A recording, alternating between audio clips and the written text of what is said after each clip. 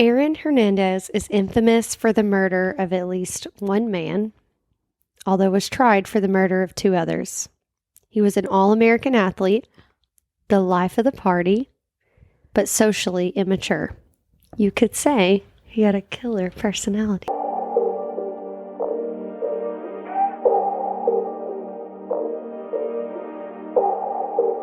Hey everyone, welcome back to Killer Personality Podcast. I'm Courtney. And I'm Destiny. And we're so excited to be back with you guys another week. So it sounds like you have a good one in store for us. This one has just been wrecking my brain. Yeah, guilty of 1, but tried for 3. Yes. Is that what you said? Yep. And connected to more.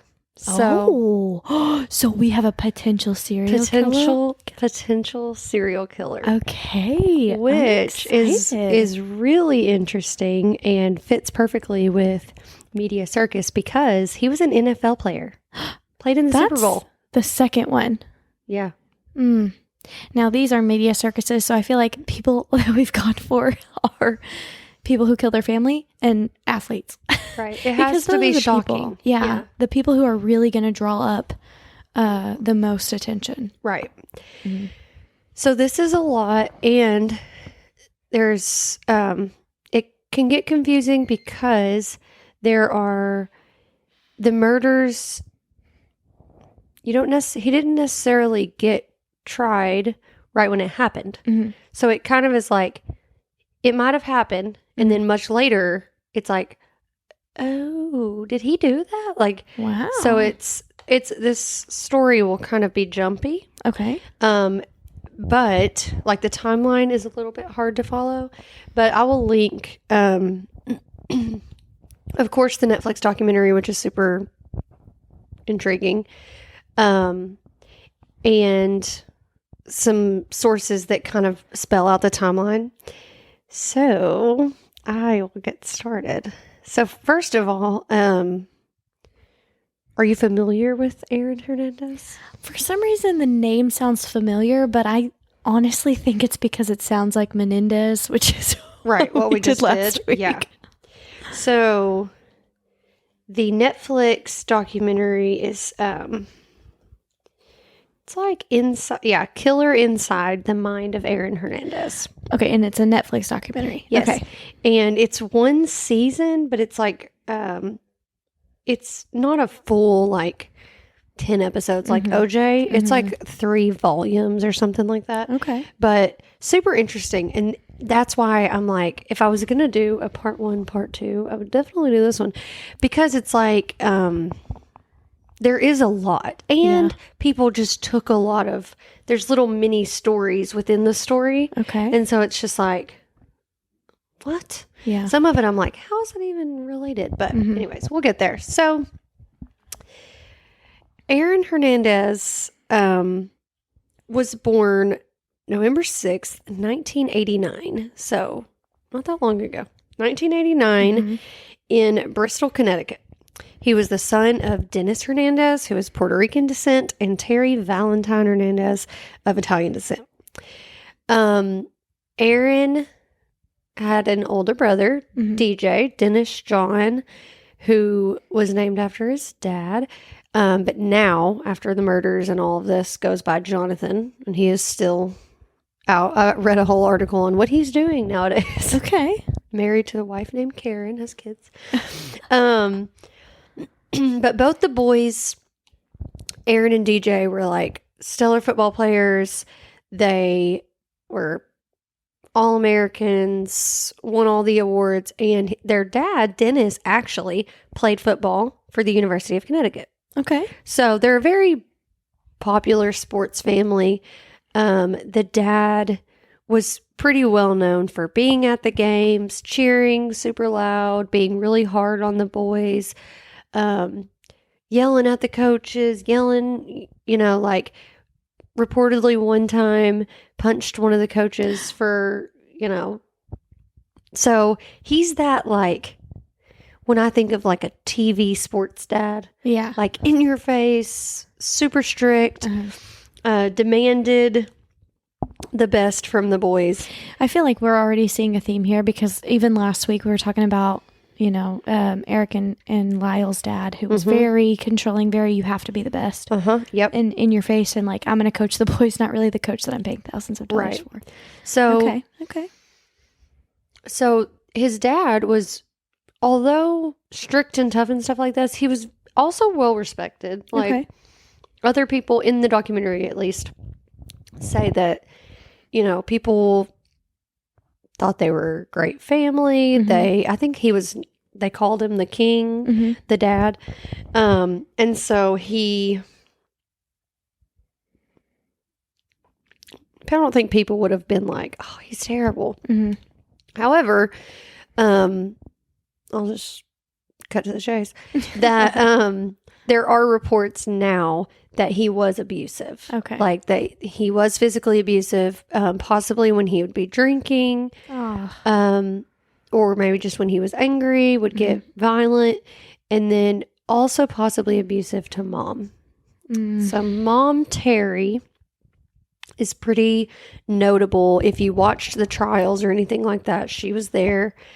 Mom was kind of she just makes me think of the woman who is kind of always with the mean, scary guy. So she obviously was with Dennis, who I don't want to just say he was all the time terrible, but seemed to have a violent streak. And then now she's with another man who had reports of possibly being violent towards her. And, I think with both at least, she's kind of the on again, off again. Like they got a divorce, they got back together, they split up, well, they're back together. So to me, it sounds like she wasn't as protective of the boys as she needed, or as the boys needed her to be. Yeah. And it kind of comes out, at least that, so moving forward at one point, Aaron was talking to his mom from jail and said, pretty much, you never knew me, you effed me up, you basically, you betrayed me. Playing the blame game. Yeah. At some point, you have to take responsibility, and you have to. He's like, what did you expect me to become, kind of thing. Ugh. So. Sounds like a toxic environment from start to finish, though. Yeah. So, either way, Aaron is exceptional at football.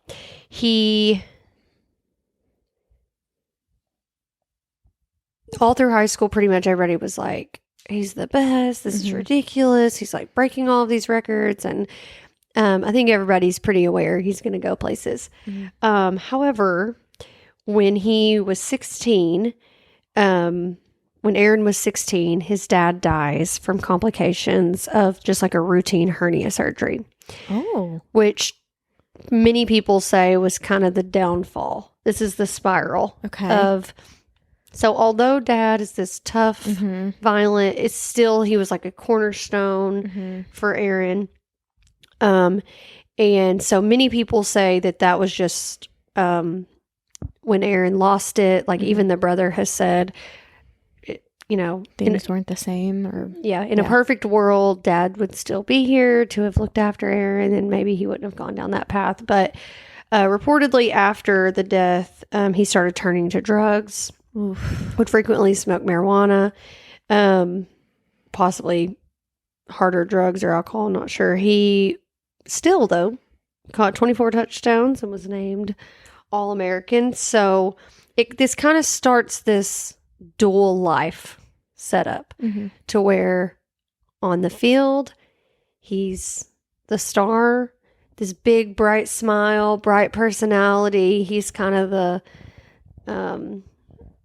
this big life, like can't miss him.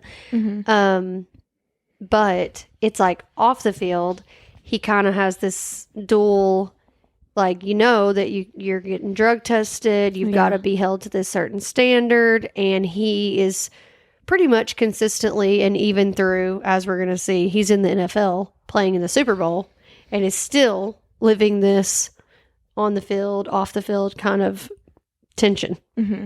So He also kind of flipped the script when the dad, who went to University of Connecticut, everybody knew that Aaron was going to go to University of Connecticut. And it was kind of a shock when he just up and decides, actually, I'm signing to Florida. Just so goes to Tampa. He is, so, I mean, if you think of geography, leaves Connecticut, moves all the way to Tampa. And the violent streak possibly starts. So at 17, he punches an employee at a bar. Ooh. Tim Tebow, for all the football fans, tries to intervene, but he was very well known and does not get charged. So it kind of starts this also, maybe I'm above the law. Yeah. I'm not going to get caught. I'm a superstar kind of mindset. And I think, again, I'm going to do, and maybe it's just because it's so fresh on my mind, but I'm seeing so many parallels to the Menendez case where they were constantly allowed to get out of trouble. And when you are not forced to take responsibility for your actions, that messes you up. Mm-hmm. It like does not help you grow as a person. Mm-hmm. So he does very well, although maybe potentially violent, but does very well football wise in Tampa, and actually is drafted by the New England Patriots in the 4th round of the draft. So that is something interesting because people expected him to be first round. Mm-hmm. I mean, first, second round, they expected him to be taken quick because he was very good. Many people argue he's, one of the best. But he was on some kind of little score thing that they do. He got the lowest rating of social maturity that you can get. Wow. So I didn't even know that was a thing that they calculated. So they were pretty much like, yeah, he's great. But it was starting to show that, especially for the NFL, what's the word I'm looking for? A liability. Mm-hmm. That I'm thinking, who was that guy that just walked off the field, took off his jersey and walked off the field? Like, that's what happens, I guess, when you don't properly vet NFL players. Yeah, like you don't want, as an NFL team, you don't want like this huge media scandal, clearly, that could happen. And so, but do they ever expect anything like this? Right, definitely not. So either way, he was drafted by the New England Patriots, which great for him. Was playing with Tom Brady, and they, lead all the way to the Super Bowl. He scores a touchdown in the Super Bowl game. Mm-hmm. They end up losing in the Super Bowl, but still, like, you're doing things. That's a big deal. Yeah, like you're doing awesome. And honestly, most of the teammates and coaches and things like that, I think they believed he was teachable. He was an asset, obviously. But it did seem like there is this pretty clear, when he's off the field, he's kind of a loner. He hangs out with people that are kind of sketchy. Like, you have this, you have Tom Brady on your team. But like on the weekends or after practice, you're like going to your man cave in your, $1 million home and inviting like convicted criminals over to your house, like super sketchy guys that like are, his friend group was like definitely criminals. Yeah. It's weird. And I am a big believer in like, you are who you hang out with. Yeah. So. Yeah. And it was almost like he would invite these people to like, which, I mean, not saying they didn't fit in though. Yeah. But like, you're an NFL player and you're inviting these guys who clearly are into harder stuff than you need to be involved in. Yeah. And like inviting them to drive hours, not even like they're just, they live next door. They're not from this neighborhood. Yeah. It's just like almost he had every opportunity to be like, nope, I'm turning from this. I've got to leave this kind of life behind me. Mm-hmm. But instead, he's trying to play both, like play both sides of the field. Just trying to have his cake and eat it too. So, I'm going to tell you this, but we don't know this yet at the time that it happens. But on July 16th, 2012, 10 years ago now. Okay. All right. 2 men, Daniel de Abreu, and Safiro Furtado, are shot to death in their car during a drive-by shooting in Boston's South End neighborhood. So, what seemed to happen, and again, who Aaron was hanging out with that night was, I think his name was Alexander Bradley or Bradley Alexander, but he had a criminal record, and they went to a bar somewhere. They're driving downtown, and supposedly, I think maybe one of them had bumped into him in the bar or something like that, and then they see him. They see the guys walking out, and so then they're driving to try to speed up next to him, pull up next to him at a stoplight, and shoot them both in the car. Wow. Like for like bumping into them? Yeah, like major temper, impulsive, rage. He ended up getting acquitted for that because they kind of made the case that Alexander Bradley could have done it instead of him. And they had video footage of him walking out, Hernandez walking out of the club, and he's kind of like laughing. And they're like basically questioning Alexander Bradley, like, so you're saying that he was so angry, and he's like laughing as he's walking out of the club. But other people are like, he was like that. He's like fine 1 minute, and then he's not fine 1 minute. And he's like a loose cannon almost, like he's impulsive, reckless, just immature, does stupid stuff, and anyways, they were not able to say for sure at that point that he did it or not. And also at this point, he was already convicted for the other. He was already proven guilty for the other. So for the other that we haven't talked about yet. The other murder. Okay. So we'll go there. So also high school sweetheart. He had a high school sweetheart. Okay. That is this the other? No. Oh, no. Okay. But related. So his high school sweetheart was the most loyal, stood by his side, turned against her own sister. Throughout the entire trial, talked to him on the phone every night with his little girl. He had a baby girl, who I was stalking their Instagram recently. She is literally gorgeous. She's like 8 now, and she's beautiful. But basically, his high school sweetheart, so his fiance's sister had a boyfriend, Odin Lloyd. Odin Lloyd also played football. However, he was not in the NFL or anything like that. He was in like the semi-pro or something. But so definitely was not in the same league, did not come from the same background. Well, did not have the things that Aaron Hernandez had now. But Odin Lloyd was pretty much by everybody known as hardworking, kind. He was like, everybody had good things to say about him. He would do anything. He was very humble.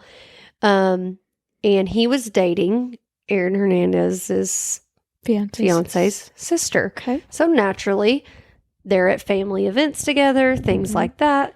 So they probably wouldn't have been in the same circle or friends, but because they're together and they both like football. And so then they start hanging out because, like, oh, yeah, we have a lot in common. Connection. And if I was Odin Lloyd, I'd be like, heck yeah, I'd love to come hang out at your mansion. Aaron Hernandez had a super nice home. And I think he had like a downstairs or something where he had video games or whatever they would do. So Odin Lloyd and him kind of become friends. Well, so they go out to a bar and they're like walking around, whatever. Supposedly what happened is people say that there was a moment in the night where Aaron was just like mad. Like he gets mad. And most people could not, like, I think there's still a lot of speculation, and I've read a lot of different theories on what it could have been of what he got mad to find motive in why he would murder at this point. But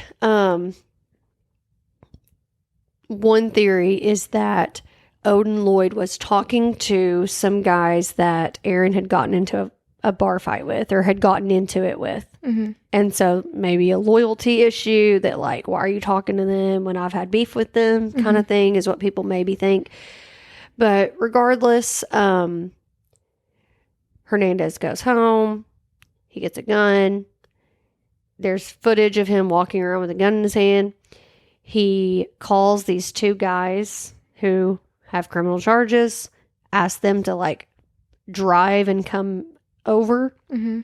When they get there, they text Odin Lloyd, ask him to come ride around with them and hang out, to which they don't really know what happens, but what people think is happening is obviously it started getting tense in the car. Mm-hmm. I'm thinking Odin Lloyd must have thought maybe he was just going to hang out with them. Mm-hmm. But it clearly started getting tense in the car when he texted his sister and was like, hey, you saw who I left with, right? Like, just in case, I'm like NFL. So people, speculate from those text messages that he was kind of like, just like with us, like, hey, just let you know where I'm going, like, just in case something goes down. Yeah. So what ended up happening is Aaron Hernandez, they drove out to this, like, area, like, super close to Aaron Hernandez's mansion. like very impulsive, like, not, it's just not dumb. well thought out or anything. No, just dumb stuff. Like, drives him out, and shoots him like 7 times. Wow. Yeah, like brutal. Leaves his body there. Like, you thought you weren't going to be connected to it? Like, you were just seen with him. Yeah. So, let me make sure I'm not... Alexander Bradley. So, the police searched his home because obviously Odin Lloyd was last seen with him. Mm-hmm. His body was found with multiple gunshot wounds to the back and chest in a park about a mile from Hernandez's home. A mile? In, like, this mansion neighborhood. Like, this kind of crime doesn't happen here. Yeah. You're like in the Beverly Hills area. Like, not Beverly Hills, but that's like what it looks like. Yeah.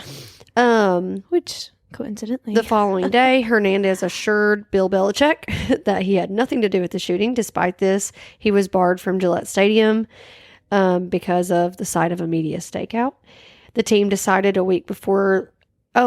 also, they had just signed this huge contract for him. But, unfortunately...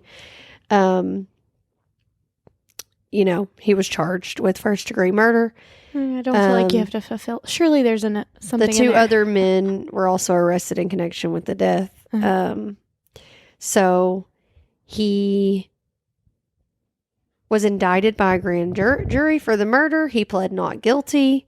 He was found guilty in the first degree. And so there was a sentence of life in prison without any possibility of parole. The motive was never actually established. Has he ever, said, yeah, I did this? Or has he always kind of maintained his innocence? Well, there's more. Oh. So he's incarcerated. at this point. And obviously, the motive was never fully determined, but there's a little spin that came out that he actually may have been bisexual. Okay. People speculate that, because there are some people in high school that said that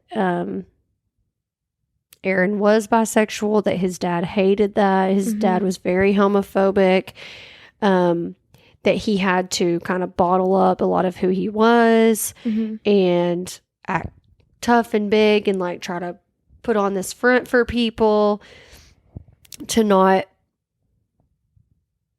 you know, seem bisexual maybe. Now, Aaron, I don't think ever confirmed this, but it's been this whole story. Like half of the Netflix documentary is related to the fact that he was bisexual. That possibly, Allegedly. maybe he's trying to cover up this whole side of him, which is this internal battle and rage and all of this. So this is this whole spin on the story.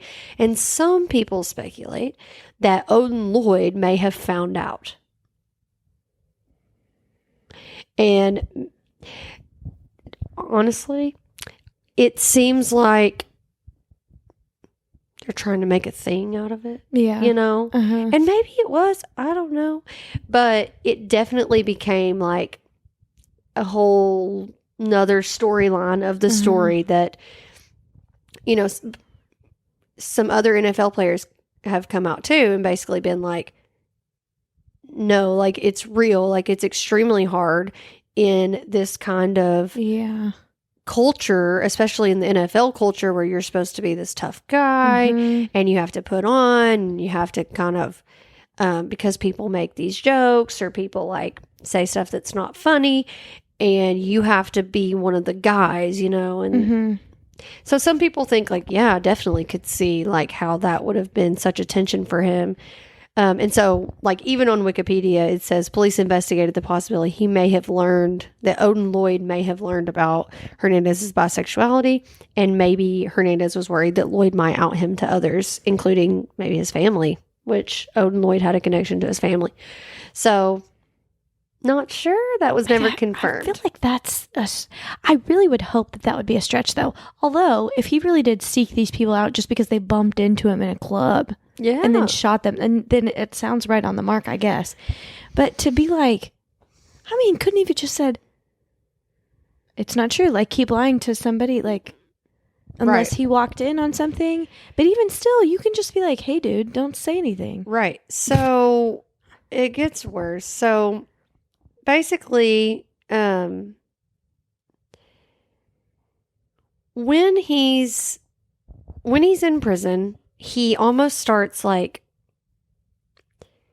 blending into the culture. Like they described him as being strangely content, and said he's been the most relaxed and he's not stressed at all that he's ever been. Okay. He acted like his jail cell was like, it's great. Yeah, it's great. Going from living in this mansion to like this jail cell, and he's like, yeah, it's fine. It almost seemed like the pressure was lifted off a little bit to where he was just like, I can just be myself at this point. Yeah. He did get in some trouble fighting. He also did things like try to hide cover up cameras. Don't know what he was doing. Possibly, there was possibilities of drug use in jail. He also had tampered with some of the locks, tampered with doors, like putting stuff under. Sounds like a troublemaker. Yeah, just trying to get in trouble. Well, and I think, you know what though, that literally reminds me of like my students. Like they will do anything just to like bend get rules under your skin. Yeah, so it doesn't even, other than fighting, it doesn't sound like anything he's doing is super aggressive, but it's just really annoying and obnoxious. So there's this whole other story too that so let me get to this part.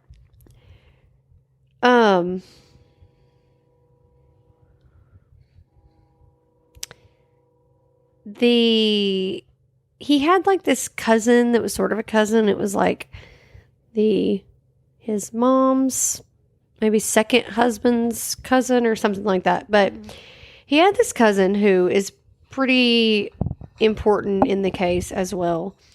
And what they found is that the vehicle of the murder, whenever he shot the two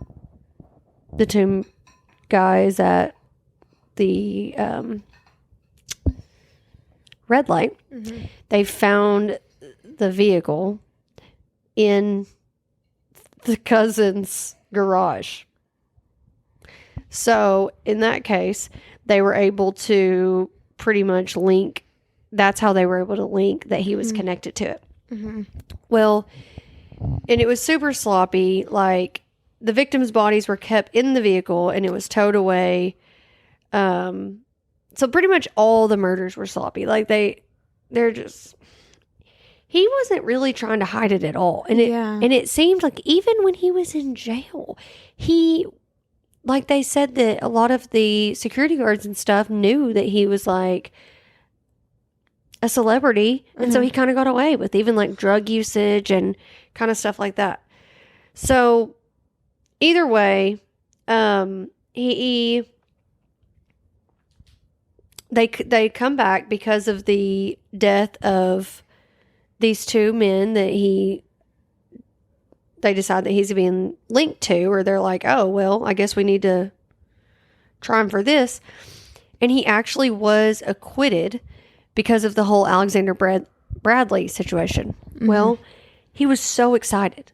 Like, you're already got life in prison. Yeah. But he was like so excited. He was smiling. He was like, yeah, like everything's right in the world, like super. Like you'd be celebrating if you had just been told you were good and you got to go home that night. Yeah.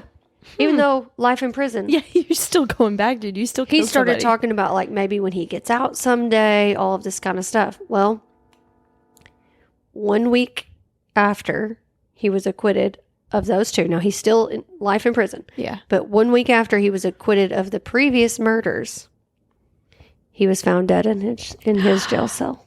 What? So I did not see that coming. So he hung himself. He had first he had tampered with the door to where he had made it like pretty much impossible for anybody to come in and help him. He poured like a whole bottle of shampoo, making like the floor slick. He put like cardboard stuffed up under the door, so if they tried to open the door of his cell, like it wouldn't budge. And he got a sheet. Well, he cut himself and had blood dripping. He wrote John 3:16 across his forehead. He left like blood markings in his Bible, and hung himself. Wow. 1 week after he was acquitted of the murder of the two guys of the Boston shooting. That, I don't know what to say. So, yeah. So, when you asked if he ever just straight up is like, yep, I did it, it was very short-lived. Yeah. He, literally, he had this whole stint of being this superstar. And then, even though some of these murders happened during that, or potential murders happened during that, but by the time it was all found out, it was kind of like he had been lying or hiding it for so long that it was just crazy. Like his mom visited him some, or called him some.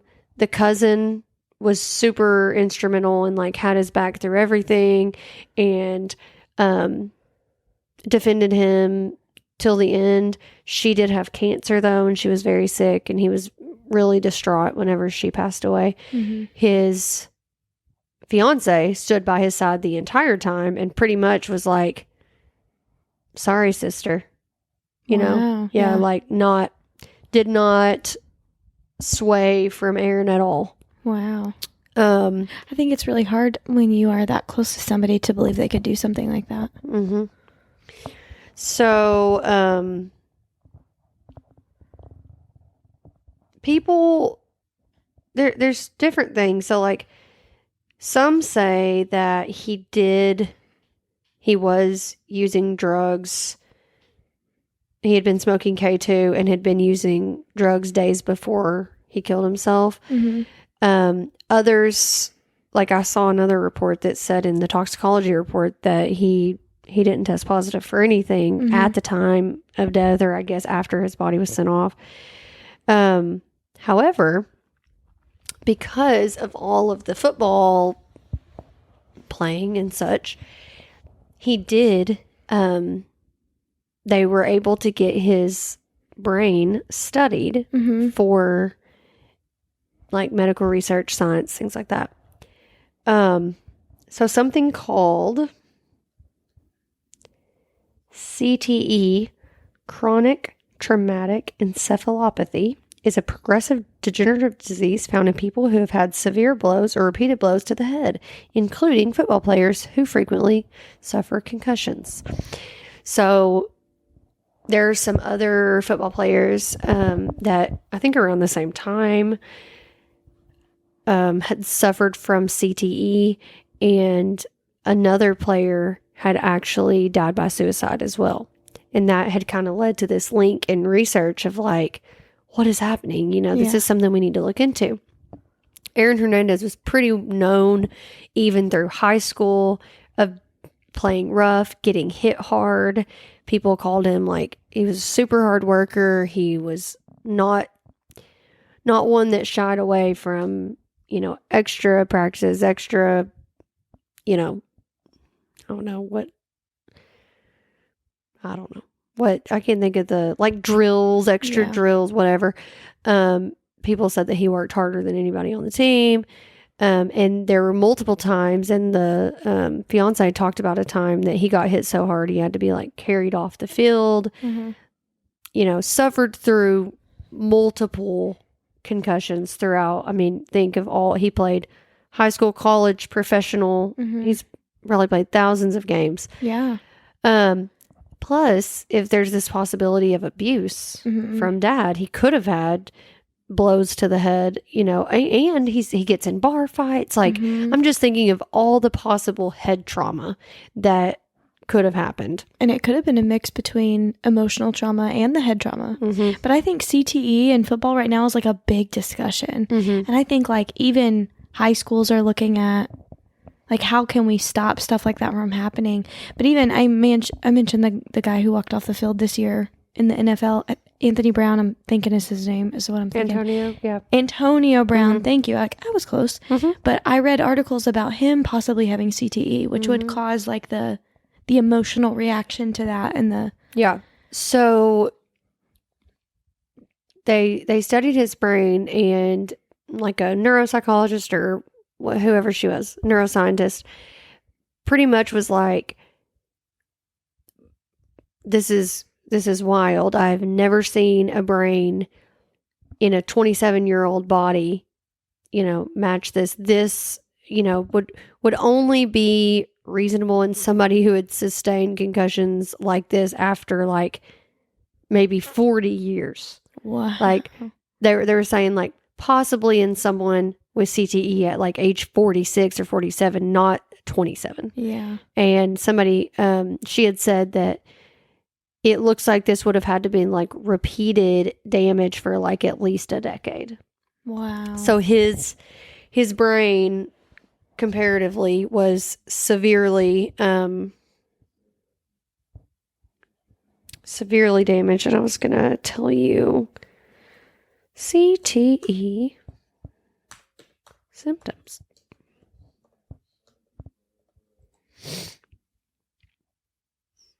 Changes in mood, such as frequent mood swings, depression, increasingly anxious, frustrated, agitated, as well as memory loss,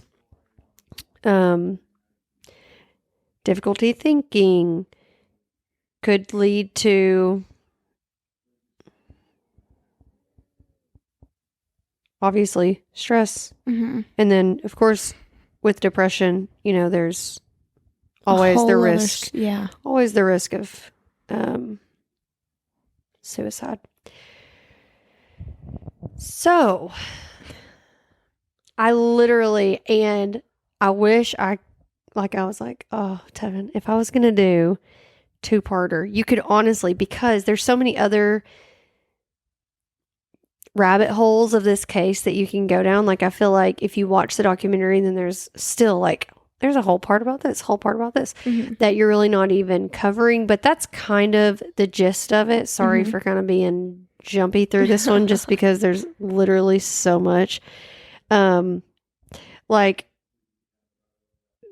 another, like with Alexander Bradley, the guy who was with him at the murder of the two that one of them shot, it was also alleged that, so that night, Alexander Bradley got shot. And you can see, I mean, he clearly was shot in his face Mm-hmm. and survived. Wow. He says that Aaron Hernandez shot him. But at the time, he didn't press charges. He was going to get revenge. I don't mean to laugh. But he never, like, there's potential that he could have murdered, or maybe not murder, but shot, more people and had been more violent. But there's some, obviously now it's, you can't try him at this point. In addition, there was a law that if you died while basically your case was still pending or whatever, that it just goes away, which would have meant that his family would have been owed all of this money. So some people think that when he was acquitted for these two murders, that he, knowing he still had a chance to die before everything was final, that he was kind of trying to give his daughter and give his family everything, because basically when he died, it all went away, and then the Patriots and whoever would have still owed him all of this money, and it would have gone to his family. So he was trying to, okay, well, at this point, this is what I can do now. Yeah. But they ended up changing that law whenever Odin Lloyd's family was like, no, So anyways, there's lots. Like, you can go down this whole thought spiral Yeah. of like, what? Like, oh, and this happened. Oh, and this happened. I was like, oh my gosh. I was like binge watching this. And then still, I feel like I can still find articles where I'm like, what? Yeah. Like this theory. Because it's so weird that it was impulsive. And there was like, it was sloppy murders, and it was not even like the sloppy murders that we saw with serial killers. Like, it still was like not as shocking than things like this. It's like, what? Yeah. Like, and I usually feel like serial killers were like spiraling out of control when they got sloppy. Right. Not like because they wanted to not get killing caught. someone and then showing up at practice. Yeah. And being like, no, I don't have anything to do with that. And then like working out with the team and catching a touchdown. Like, what?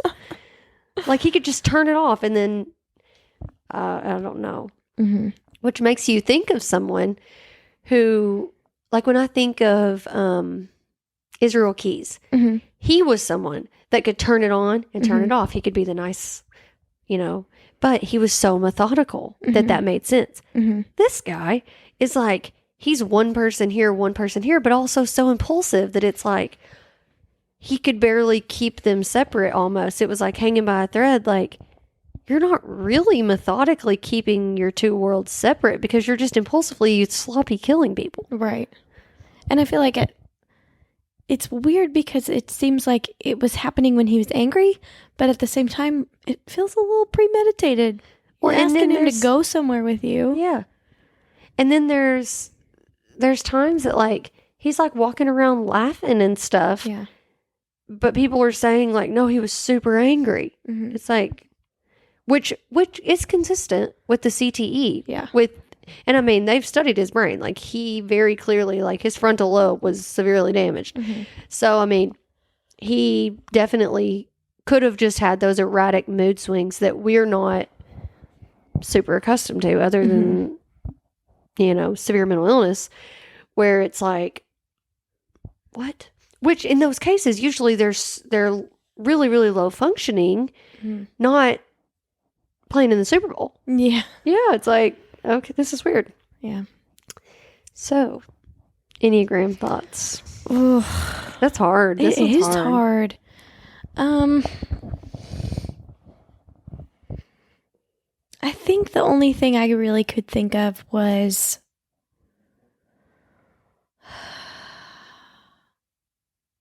either a 7 or a 3. And the 3 just because turning it off, turning it on, being who you need to be, where you need to be, it. Mm-hmm. And then, of course, the impulsiveness of the 7. Mm-hmm. That's all I got.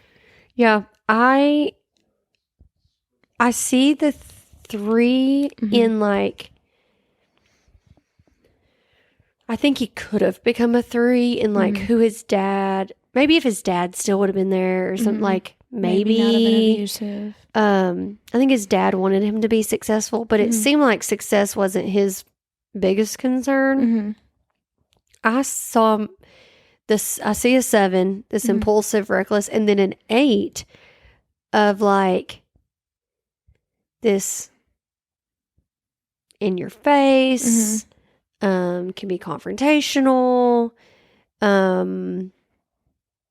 has that kind of reckless side, but the 8 also can be show up, dominate a room, That's dominate an environment kind of thing. And then that, like, strike first, like, personality, like, he definitely wants to, you're not going to get over on me, I'm going to get over on you first kind of thing. Like, oh, you bumped into me, I'm going to, you know, you're not going to do this to me. Just that, it's very just abrupt and blunt and challenging. So I lean towards the 8 the most. I was thinking in the beginning, I didn't say 8 a second ago, but I was thinking when we first started that it was going to be a 7-wing 8 or an 8-wing 7. Yeah, that's definitely what I see is like an 8-wing 7. Yes. What do 8s go to in stress? Let's see. Is it a 2? No, because a 2 goes to a 8 in stress. 5. A 5. Okay. Which? That's what I'm saying. You said he was very introverted. Yeah. And People kept to called him a himself. loner. Yeah. Yeah. Okay, because that's what I was thinking. Because of the introvertedness, that's just like 5s are very introverted. But I don't see any really other indications of him being a 5 other than that lonerness. Well, and you know, people who are like, they're an extrovert, kind of, but also people who are like, well, I can be an extrovert when I need to be, but then I need to, like, recharge.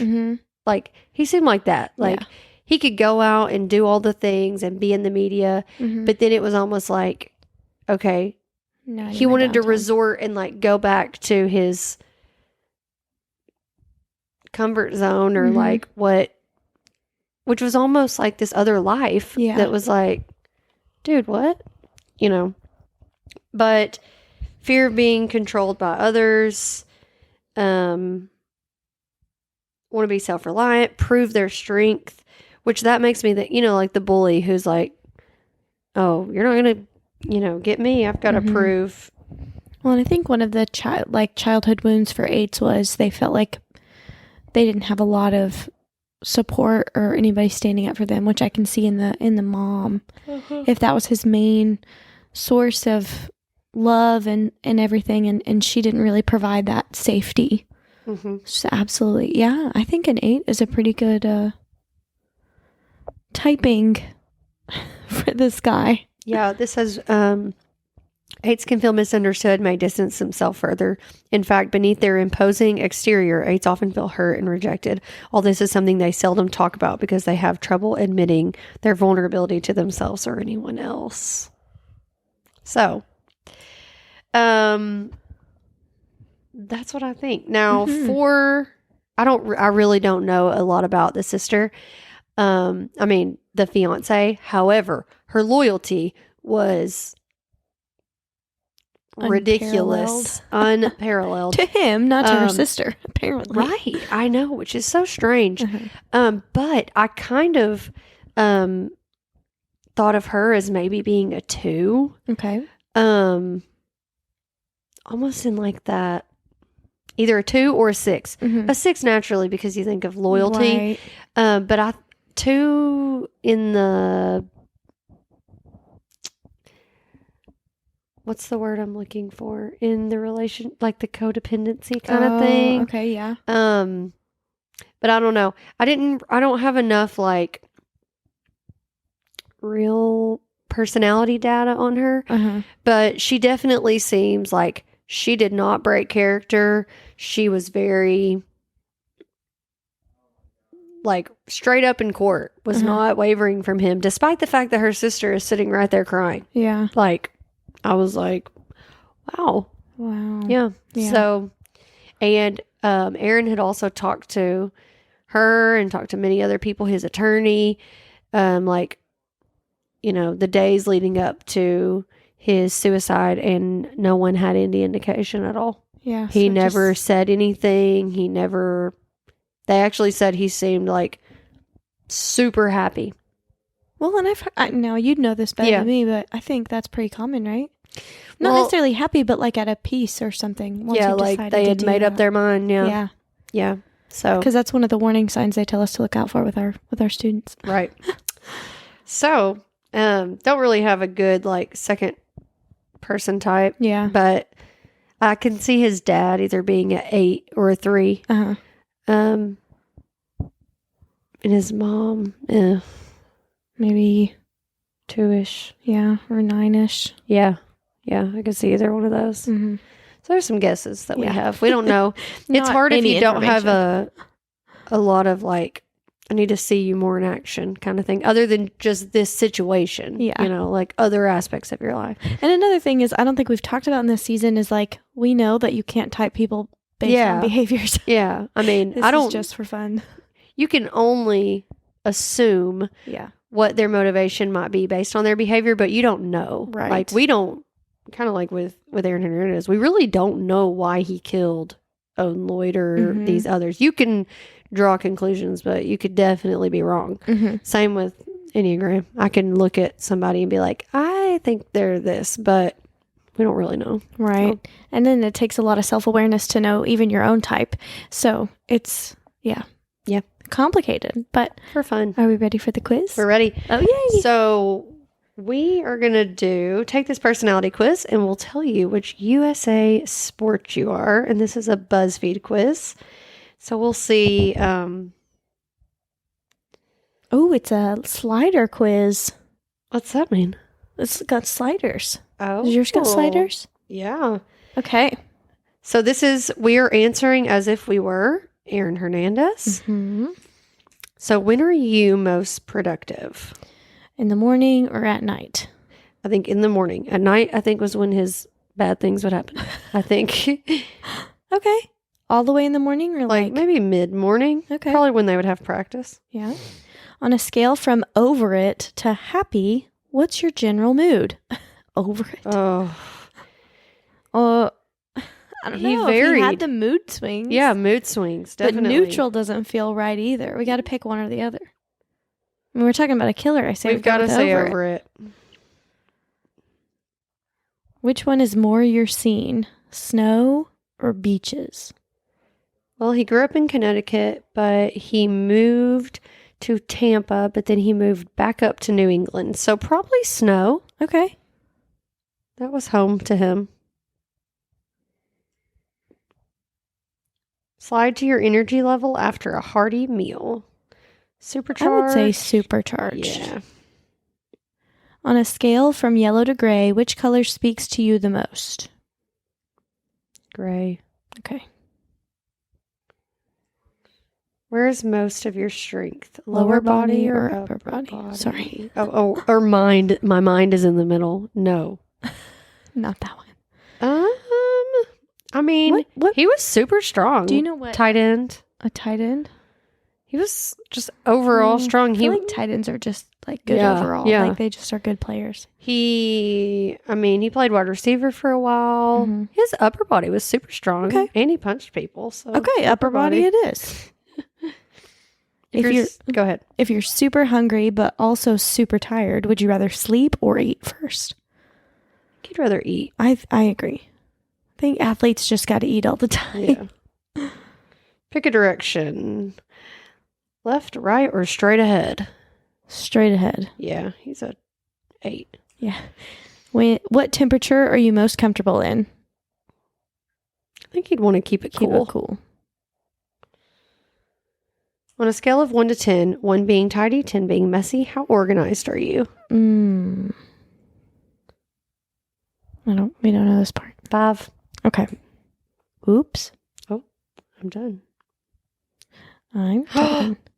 Did you get track and field? Yes. Okay. I think he actually was really good at track and field. Well, if he's a tight end. Yeah. Especially, pretty quick, I think. definitely. But I think he was did track and field in high school. And then, definitely he was super fast. Well, there we go. We got you right, buddy. Yes. I'll link all the things. I encourage you all to go watch that documentary because it tells the story way better than I did. But it was super interesting. So good. Well, don't forget to follow us on social media at Killer Personality Podcast on Instagram and TikTok, but we post on Instagram way more. And then we also have a Patreon account with our one current loyal follower at the Enneagram Mom. We love her. I think there's a couple of periods in there. But we share her stuff all the time on Instagram, so you can go follow her as well. We love her. And she was actually on our season 1 finale, right? Yeah. Yes. So Tess was on our on that. So shout out to Tess for being our one supporter as of right now, but it's super easy to support. I think we have a $3 tier, a $5 tier, and a $10 tier. And if you want to just make a one-time donation instead of doing a monthly thing, then feel free to do that, and you can sign up for 1 month and then cancel right after. It helps us keep this podcast going because we actually have to pay for this to do this. So any kind of help that you're willing to do, if you've enjoyed our episodes and want us to keep making more content, we would appreciate it so much. Yeah. Awesome. Yeah. Okay. And don't forget to leave us a 5-star review, please. Yes, we love reading those, and we usually the good ones. Try to post them on our social media and be like, "Oh, y'all are awesome! Thank y'all so much." Yes, we are so grateful for all of you listeners, and we hope to see you again next week. All right, bye. Bye.